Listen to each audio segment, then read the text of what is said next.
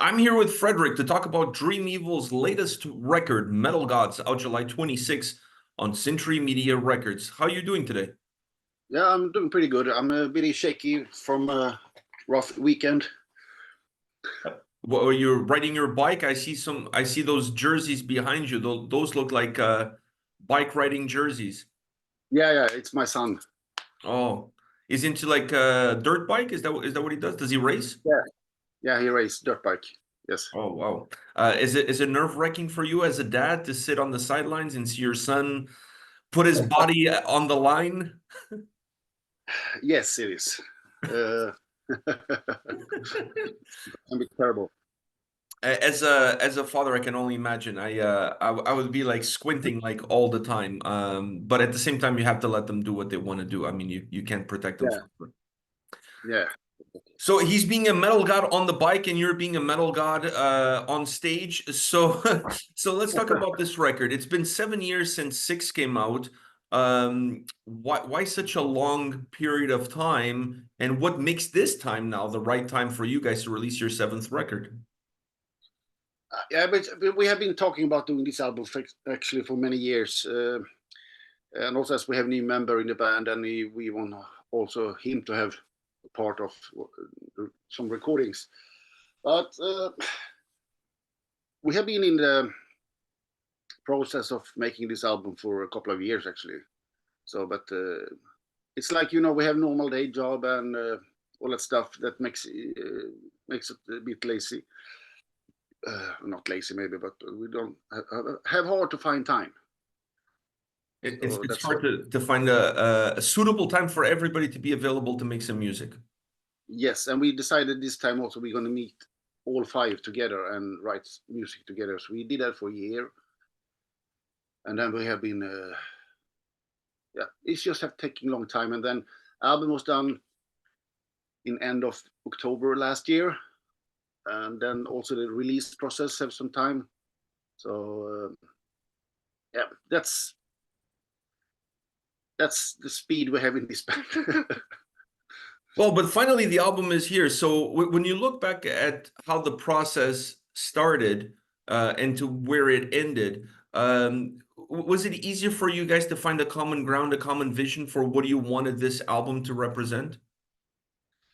Yeah, well, actually, there have been a lot of fans out there and been telling us that they want us to play a lot of songs from Dragon Slayer album, the first one.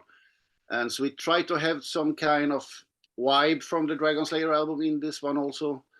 So and write good songs. I think we did like 25 songs, and then we ditched 11 of them. So we recorded 14 songs. So we have an EP with 4 other songs coming out, I think, in the autumn maybe. At least nothing is going to waste. No, not this time. So what made those tracks end up on an EP and not necessarily on this record? What separated these songs? Uh, Nothing actually.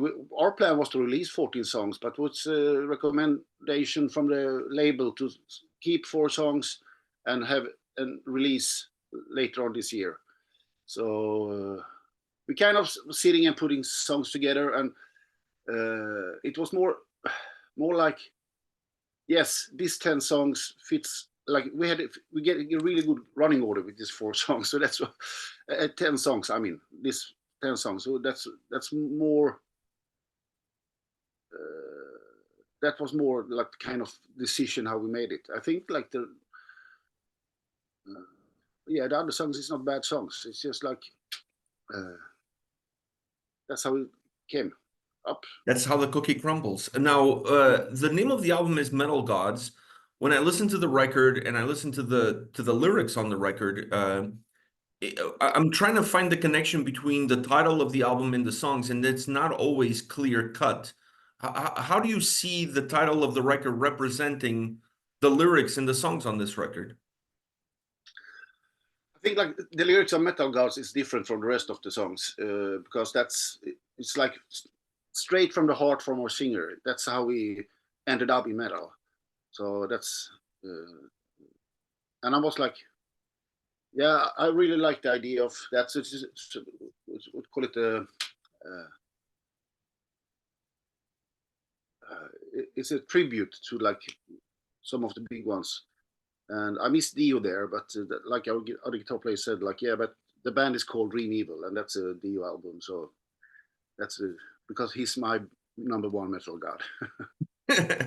But once you make it after that song, once you pass beyond Metal God song, the rest of the album lyrically, it's very diverse. It doesn't necessarily, at least to me, it didn't give me necessarily. It's not like every song has that Metal God theme to it. So No, so why go with the title of a record called Metal Gods when the rest of the album, outside of that song, doesn't really feel like Metal Gods? It feels like it has other topics.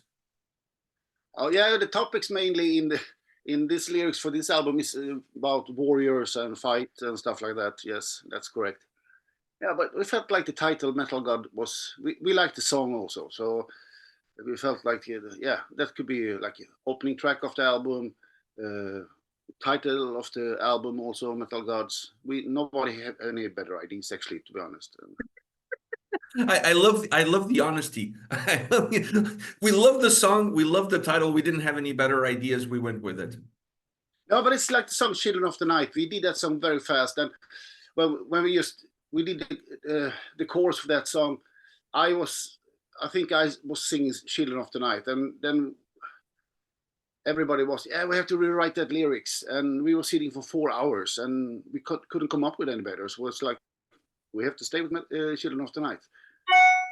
Makes sense. Makes sense. I can see where you're coming with that. You mentioned the metal, the order of the tracks on this record. The 10 songs have a really nice flow to it. Was it difficult for you guys to find a nice balance, a nice flow for the record to have this seamless approach?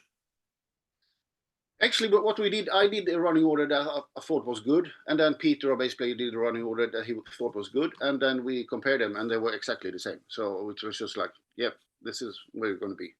Wow, great minds think alike. Yeah.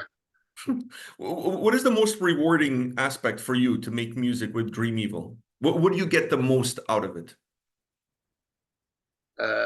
Absolutely, when you meet fans, it's like one time we met two guys we played in London, and they were traveling from Poland to see us. And after the show, they were just standing in, hugging us and crying. And I was so happy to see us and see a live show with my band. And that's so rewarding that you can give something like that to people. It's just like it's privileged to have this situation. Actually, When you meet fans after a show, or even before a show, how many people ask you guys to always play Book of Heavy Metal? I don't think anybody asked us because I think they are expecting that we're going to play that song. For It's a sure. must, isn't it? Yes, it's the must. It's one of those songs, if you guys don't play, there's going to be riots. Kind of, yes. It's what does that song mean to you? Like that track has such a great impact. When I think of Dream Evil, I think of that song, and I'm not alone. What does that song mean to you? Oh, what does it mean to me? That means that we have to play it every time we play a show. And Doesn't yeah, but it's our previous drummer Snow Shaw who did that song, and it's kind of I can see him in that song in the lyric how he was as a kid. It's just like I can see that. That's actually for me it's a Snow Shaw moment. He's a good friend also. Wow. I when I hear that song, now that you mentioned that, I also see his face. It's funny that you mentioned that because now that you're doing now, it's going to be hard for me to listen to that track and not see his face behind the drum kit. When you're putting a record like this together, 7 years after six, do you think about what fans want, or is more about what you guys feel like doing? It's more like what we think is good, actually, and sometimes we actually take away songs because they don't. We think that they don't sound dream evil enough. even if it can be a good song. But no, it doesn't belong here. It's like Are you guys really tough on yourselves in that process? Do you guys analyze every detail? no. This time also it's like we had some song ideas that was really good, but they were so unfinished. So we just decided move them aside, and we'll take a look at them for the next album because there's too much work to do this, and we're going to slow down the process, and we're going to take even longer time. So we came to a conclusion one day. Now we have to decide, and then we planned was to meet up the whole band, but two of the members never showed up. So me, bass player and singer, we sat down and took out 14 songs that we're going to record. Do you approach a new album, a new song with the mindset of a guitar player or with the mindset of a producer? Maybe as a guitar player, I should say. Is that where you're more comfortable, or you enjoy both roles? I do. I enjoy both roles. I think I'm better as producer and guitar player, to be honest. Your honesty is uncanny. Like I can't. It's like, yeah, producer. That's where I'm at. Guitar player, just to kind of fill in. Yeah, it kind of. Yeah, but I'm a. It's like when I started this band, and it just like we stand on. We're gonna play one of the first show on Sweden Rock Festival, and I went so nervous, and it was like this have been my dream since I was a fucking kid of 6 years old, and now I'm here, and I'm so nervous, and I didn't feel any joy at all. I was just super nervous, and so, but it was joyful when we finally went on stage, of course. Wow. Do you still get some butterflies now when you go on stage, or Yes, or the absolutely. jitteries are all done now? Do you enjoy it now? Yeah, a lot. It took me a couple of years to like be comfortable in that kind of playing in a band stuff. When you guys are discussing the details of a song, do you come in and say, okay, we need to change this because I'm the guitar player and I think this riff sounds better? Or do you say, I'm the producer, therefore I know what this song needs? How do you tell the guys that you're right and they're wrong? Yeah, we have had some discussion in the band, but it's kind of we run the band as a democracy. So like if three guys say no, then it's a no. What I more or less do, when it's coming to everybody's so skilled what they're doing in the band, so I'm the worst musician. So uh, I'm more into arrangement stuff, and we need to cut this out. We need to do that. We should have a double chorus here. More into arrangement stuff. Is that the part you enjoy the most? Yeah, and maybe yeah, I think that's what I'm good at. Cut the Who, crap. who has the hardest job in this band? The drummer, absolutely. Really? Yeah. It's a, Wow. You guys demand a lot from that role? sorry. Is very demanding role? Is it a very demanding role when it comes to the sound It's and a, it's a hard work to play the drums, and as I record many drummers, I notice that it's a very physical job. It is, and he's a pretty sweaty guy when he go off stage. when we talk about the metal gods, it was funny because when we checked out the video, my son and I had a discussion about who would be our metal gods and who would be in our wall of fame. Dio was one of the names. Lammy was another name. And then as I'm listening to the record and the song "Born in Hell" comes in, and I'm like, wow, this really feels a little bit like a nod, like a homage to Judas Priest. Do you get the little bit of a Judas Priest vibe in that song? Yeah, absolutely, absolutely. And it's actually our bass player Peter who made it, who is a big Iron Maiden fan. Wow. So It's interesting. Interesting. One last question for you. Where do you like spending most of your time? I know you said that it took you a long time to enjoy playing live, to feel comfortable and really enjoy it. Do you enjoy now playing live more, or do you still prefer to work in the studio? Is that where your comfort zone is? my comfort zone is in the studio, yes, but And playing live is really fun. It can be really hard also sometimes because you have to travel, like go up 4 o'clock in the morning, travel for a whole day, and then end up on a festival in Spain somewhere, and you play like 12 o'clock in the night, and then the next morning 7 o'clock you need to be up and go to the airport again, and coming home 1 in the night, driving car, dropping people off. So that can also be demanding as a playing live shows, actually, but it's fun.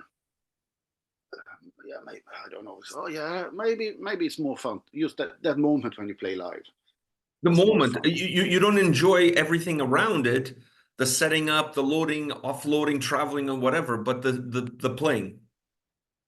Yeah, but we can have some fun when we travel also. Of course, we have a lot of jokes and shit going on in the bus or whatever we are. But yeah. But the loading and everything that's necessary to do to play live. I must say, listening to your music, watching the videos, you guys always seem like you're having a great time. We So, have a great time. and it comes across in the music. It's impossible to listen to a Dream Evil record and feel depressed. I mean, it's impossible. It just doesn't happen. Like it puts a smile on people's faces. People get excited. It makes you feel good. You guys have a fun way of putting some great songs together. And this new album, Metal Gods, definitely does that a lot. Thank you very much. Thank you, Fredrik. Thank you very much for your time, and enjoy the upcoming release of this new record. All the best to you and the guys, and keep supporting your son. Let him do his thing, and let him rock out. Be a metal god on the bike.